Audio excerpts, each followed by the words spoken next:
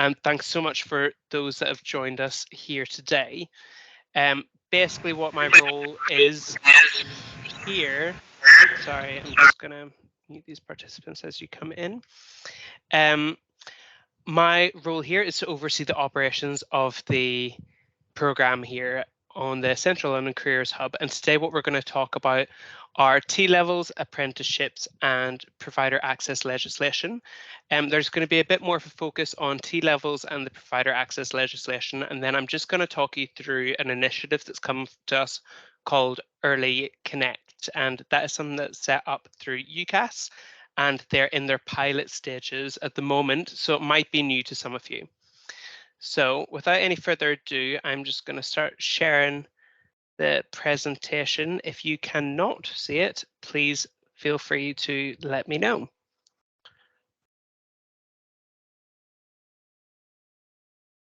Great. Okay, so the first thing that we're going to talk about is our provider access legislation update. So with the provider access legislation update, what that basically means is that last year there was a change in policy where instead of just letting schools try to achieve the benchmark 7, where they're letting students know about university pathways or maybe colleges and whatnot, that there's a bit more of an approach to this that focuses in on the different levels and stages of education. So in summary, what the guidance update was that there must be 2 activities within every 2 years. It's broken into years 8 and 9, then years 10 and 11, and finally years 12 and 13. So within each of them subgroups of 8 to 9, 10 to 11, 12 to 13, there need to be 2 encounters with some kind of provider that teaches young people about further education of some sort or different pathways. This can look different in different schools. Great practice would be one of these encounters every year. However, some schools choose to do it slightly differently, where they might do 2 encounters in year 9, and then a further 2 in year 11, and a further 2 in year 13. It depends on what works best for your cohort.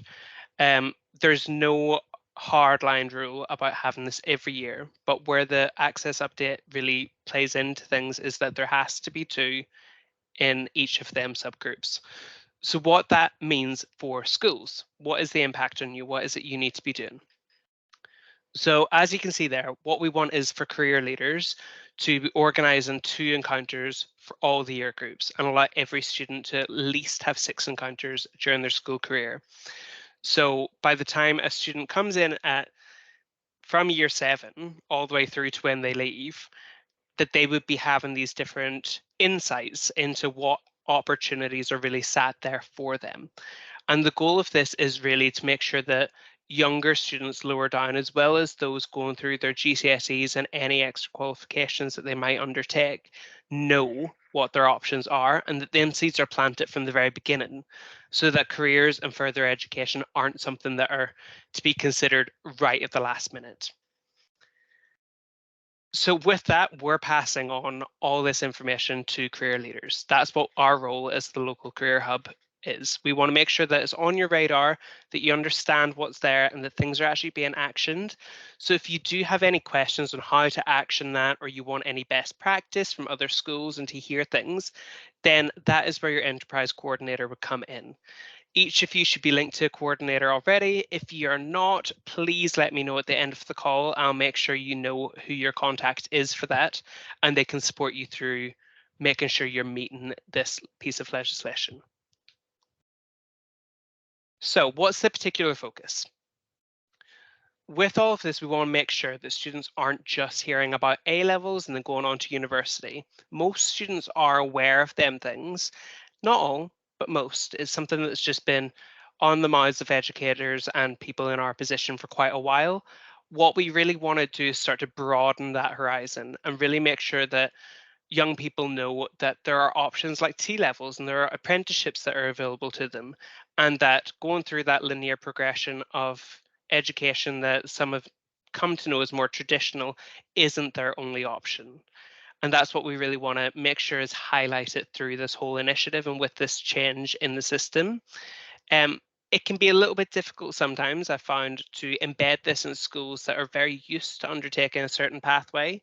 So again, on this point, if there is any kind of need to highlight the importance of this to SLT members or other people within your schools or educational establishments, that is something that we as the Central London Careers Hub are more than happy to help you with. So if you would like coordinators to come into meetings with other people that work within your school, then let them know and they can bring them types of expertise forward with you just to be a bit of a backup on that and make sure that everyone's on the same page and getting the same type of information. So when will it come into play? It's already in play. So this is something that is happening currently. We want this to be already lifted off the ground. So if it's something that you found your school isn't doing yet, or you think you need a bit more support on, now is the time to really start considering this and making sure that students are getting them encounters from early doors all the way through. When it comes to different providers and different people you might want to ask to get into your schools or links you might want to make, again, that's something that we'd be happy to help you with. There's a plethora of organizations and businesses and universities and colleges that want to come talk to students. So if you need help making them links, that's something that we'd be keen to help you with. Um, we also run lots of different subgroups depending on the borough that your school's in. If you don't have a subgroup or you don't know of your subgroup within your local authority borough, then again, enterprise coordinators are the answers. And you're going to hear me say that term quite a lot throughout because they really are the ones trying to push this forward for us from both sides. Before I move on, are there any questions on the provider access legislation? Connor, if you could keep an eye on the chat, that would be great. It's a bit tricky for me to access both and not share, take the slides off. Sure.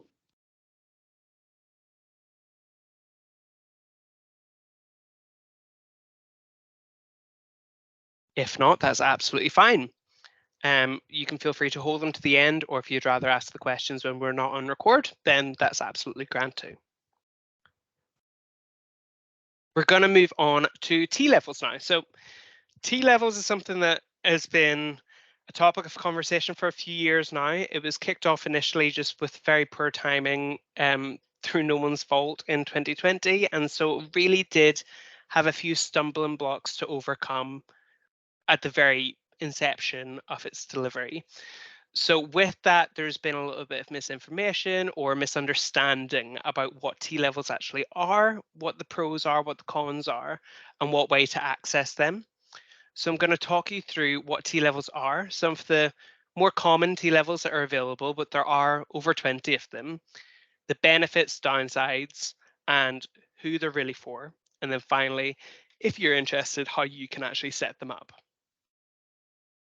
So first of all, the T-level, it's this idea of having a bit more of a technical qualification, and it was introduced with the idea of pushing forward a high quality of this. So rather than students going out and not really having a set curriculum that needs to be followed or set guidelines that need to be followed if they're going into the world of work rather than pursuing education within the school establishment itself, that there's a little bit more of a structure that's placed around it.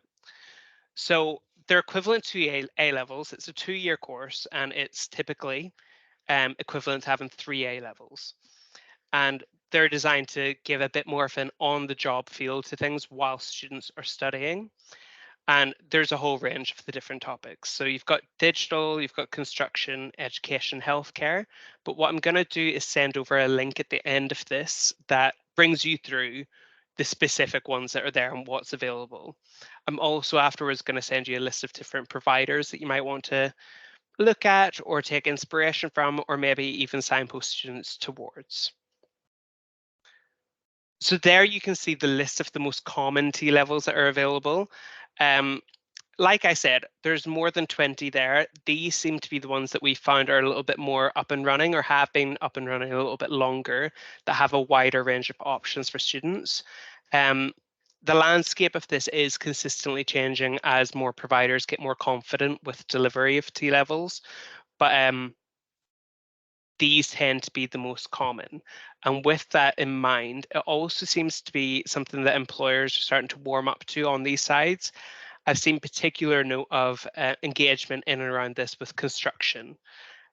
We've got other enterprise coordinators on the call and other people that work in the team on the call that might be able to provide other information on this if you've got any questions. But again, it's going to be sent out in the package at the end for everyone who's attended today. Benefits of a T-level. So here you've got them listed of what we see as the main benefits that you have. The progression into a route is really quite clear. It's a little bit less blurred as a line of different subjects that a student might pick for A level, in that if a student picks a history degree, they might go on to do law. Whereas with the T level, you're a bit more focused and lasered into the industry or the career that you might wish to pursue because of that focus. There's upsides and downsides to that. But if you're really sure and you've got a student that knows exactly what they want to get into and a T level is appropriate for them, that can be one of the real highlights of it. They're designed to be a bit more hands-on. So less classroom based. They're really out there on the job. They're understanding what that real life workplace environment looks like and feels like to them. So they can get a little bit more of a understanding of not just the topic that they're studying, but what that looks like when it comes into action. They're also intended to address the skills gap in certain industries. So that's really useful because the idea of them actually being designed in the first place is that there's going to be jobs at the end of this. It's not necessarily going to push them, or the goal isn't to push them into any kind of career pathway where they might find themselves out of work. It's there to plug a gap that already exists. So students would be able to go all the way through their T level, and hopefully by the end of it, if they've got on well and it's felt like a right fit, there'll be something for them to actually transfer that into. And then the last point is that it's a high quality alternative to traditional academic routes. With that in mind, I do want to iterate that I'm going to slightly contradict myself in the next slide. With that high quality, whenever they're good and they work, they seem to be fantastic. But whenever they don't work, then it's a real shame for students. So I would really implore you to make sure that if you're signposting a T-level provider to any of your students, that you are quality assessing it. You're really having a look at what other students who have gone through these T levels have said about them in the past, and that you have a good flavour of it before it's recommended to somebody that might be considering this and taking a bit more of a punt on it because they know less about it.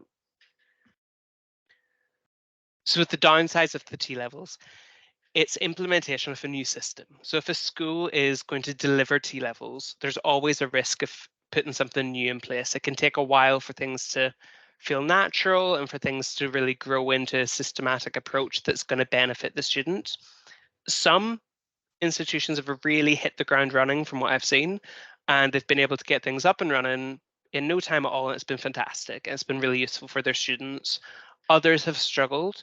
So if it is a system that you wanted to implement within your establishment, it's really, really worth looking at where potential obstacles are ahead of time and ensuring that they're overcome before the actual T levels put into place and you have students sitting in front of you ready to go.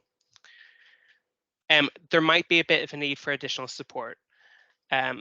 Again, this comes into the idea that it's implementation of a new system. Things that you might already have in a school or in an environment might not be conducive to that of the T-level guidelines. I'm not going to go into the specifics of each T level because we could be here all evening. But if you have questions on a specific T level that you want to get a little bit more information on, feel free again to reach out to us as a hub and we'll do our best to dig around and provide you with the best information possible on that. There are concerns about how T levels will be funded and how that's going to really adequately support a student and really be supported. So with that, T levels do seem to be going off okay with the funding, although what we've recently heard is that there are plans to change T levels and A levels within the next 10 years. This could slightly change the landscape of what that looks like. But as it stands, it's a concern that we can definitely help you overcome if that's something you wish to pursue. And then the success of T-levels will depend on how they're implemented. This again comes back to my original point of the downsides of the challenges and difficulties that might be there when implementing this. Quality assurance is really important, but it's also a very difficult thing to get right and make sure it's got right whenever it's in these early few years of running it. With that, we really recommend anyone who's running a T-level that they're reviewing their system really carefully and regularly so that they can stay on top of this and make sure that they're really providing them students with that high quality that we want them to have. So who are they intended for? Now, this is a bit of a spiel. This is the official quote on it, that they're intended to provide high quality technical education for students in the UK. And they're aimed at students that want to pursue careers in industries such as those that I listed earlier. Um, we've talked about, and I've mentioned just the idea of having that bit more of a hands-on approach, but it is really suitable for them students that may not be best suited to an academic qualification that's based within a classroom that focuses in and around the theory as many A levels do. Very aware that some A levels are quite practical, but this takes them a little bit more off the site and into a real place of work so that they can get that understanding of what that technical career means in actuality. And then ultimately the T levels, they're targeted at students that want to pursue these technical careers. So it shouldn't be used as a alternative to A levels or academic qualifications that are more traditional just because. It should be for students that know that this is a technical career pathway that they're interested in. There's another resource that I'm going to share at the end of this that gives a little bit more of a roadmap that shows you how it's a T level, an MVQ, and how an A level all really level up against each other and what each of them educational levels mean when it comes to the real world of employment for a student. Quite often what we've seen is there's a bit of misunderstanding where students will undergo a qualification and they will think that that means they're ready for a job in a certain sector. And then when push comes to shove and they really apply for the job, they realize that most applications are asking for 2 levels above what they've just studied. So this resource that I'm going to send you, it shows you what level a student should be getting to or an individual should be getting to before they get to that final application stage where they might actually pursue that career pathway.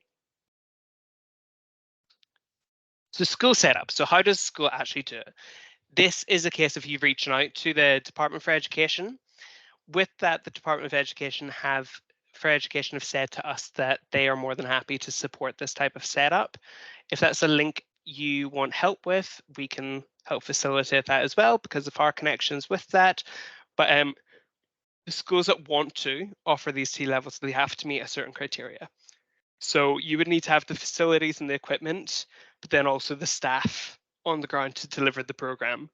You couldn't turn around and say you wanted to deliver a digital qualification if you didn't have the digital equipment, for example, or you couldn't say that you wanted to do something with construction if you've got no links with any construction organizations and there's nowhere for your students to actually put this hands-on approach into action. They also need to apply to become an approved T-level provider by demonstrating the capability. So that's ensuring that the staff within the school or within any kind of educational setting know how to bridge the gap between education and hands-on approach, and that can be really cohesive so that the student understands from beginning to the end the two sides of the coin, so to speak. And then finally, if a school's all good and it looks like it's perfect and it's ready to go, and an applicant says, they look at the application and says, that's great, they'll be granted the approval and they'll be able to offer the T levels out and receive that funding towards the program. So with them bits and pieces in mind, I'm going to pause now for any questions that people may have, because I'm aware I've just given a whole plethora of information there. Francis had one in the chat around, could you clarify what does or doesn't count as a relevant contact for PAL? Right, okay. So for the provider access legislation side of things, if you a relevant contact is somebody that can basically offer the qualification. So it can't just be a business that's come in and spoken to students. There's no qualification that's attached to that. With the access legislation, you're really trying to get people in that are going to give a certifiable NVQ, T-level, university degree, or certificate at the end of it. There's a whole list again, Francis, if that's useful. I can send you over there's essentially a Rolodex of everyone that constitutes as a provider. So if you do have any questions about what counts and what doesn't count, if you can't see them on that list, then it's unlikely that they constitute as someone that meets that criteria. Hopefully that answers your question, Francis. Let me know if I've not covered anything that you need more info on. Now, the last thing that I just want to draw your attention to, if you just bear with me for a moment, is this Early Connect pilot that's underway. Now, this is very new, and I'm just going to show you it from the horse's mouth rather than through a presentation style. So the Early Connect pilot, what it is, it's being delivered with the Department for Education, and it's through UCAS. And basically the goal of it is to ensure that students that are looking at pathways beyond GCSE are able to see apprenticeship routes that are also available to them. So it's new and it's fresh, and you might note that in there it says it's starting in October 2023. However, you are still able to sign up and be a part of Early Connect. We've been told by the Department for Education that they'd be happy to accept schools that might want to explore this a bit more. Basically, if you sign up to this pilot, you get different resources given to you and created by UCAS and the Department for Education. The goal there is to make sure that both staff and students and parents, all of you, really understand what it is to apply for apprenticeship, best ways of doing it, what the apprenticeship means, and making sure that everyone is really informed as they go through this process. The reason that's kind of happened is because it's been noted that many students feel like they're going to university because they have to. And UCAS and the Department for Education have recognised this and said, well, why don't we open up the pathways for apprenticeships to come through this platform as well? So you can sign up for them UCAS Smart Alerts. So that basically matches any kind of student applicant or any people that's looking at apprenticeships to the apprenticeships that are relevant to their interests and to the qualifications that they may want to undertake and learn from. And then the Department for Education, finally in here, you'll see that they'll provide enhanced regional support. So that's through local partnership networks such as the Careers Hub. So if you do have any other kinds of questions or you want support with this whole Early Connect and it's something that interests you, then you'll be able to link in with us and we'll be able to support you through this a bit more in the future whenever this pilot is really running. In here, it's really simple. You can sign up to be part of that Early Connect, and there's lots of different resources in here. They go through information step by step and what you can really bring forward to your SLT to try and embed this. I think it's worth exploring. I don't want to go into full ins and outs of things on this call because it's not fully the purpose of it, but I do just want to put it on your radar that is something that's at play currently. So I'm going to put this link into that follow-up email as well, but it's very simple. You just sign up to it by popping in all this information that's on this one form and you submit it. And then they'll be in touch with you via either through ourselves or directly. I imagine it will be directly first off, and we'll be able to get the ball rolling from there if you want to explore it a bit more. If you do sign up to Early Connect at this stage, it doesn't necessarily mean you're locked into this difficult contract and you've signed your life away. This is a pilot and it's something that looks like it's going to be really beneficial to a lot of students. So I implore you to look at it a little bit more, should you desire. Now, I'm aware we've put in 1 hour for this, but we've not had much breakout. It's been a lot of information that I'm given to you. So again, I just want to pause at this point to make sure that there's no other questions or anything you wanted from this session that perhaps I've not gone into. So I'll give you a moment if you want to unmute or pop anything into the chat.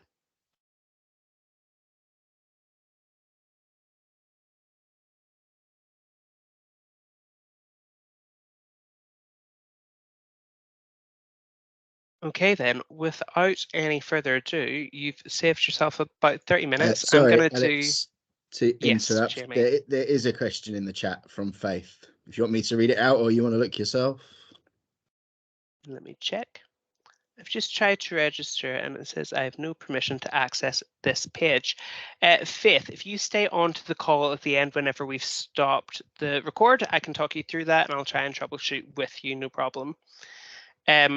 Otherwise, I'm going to just pop all of this information into an email. I'm going to send it out to you with the relevant links. Feel free to get back to me on that email with any questions you might have, and I'll do my best to support. But hopefully you've got something from this session that you didn't know before, and I hope you all have lovely evenings, and I'll talk to you soon.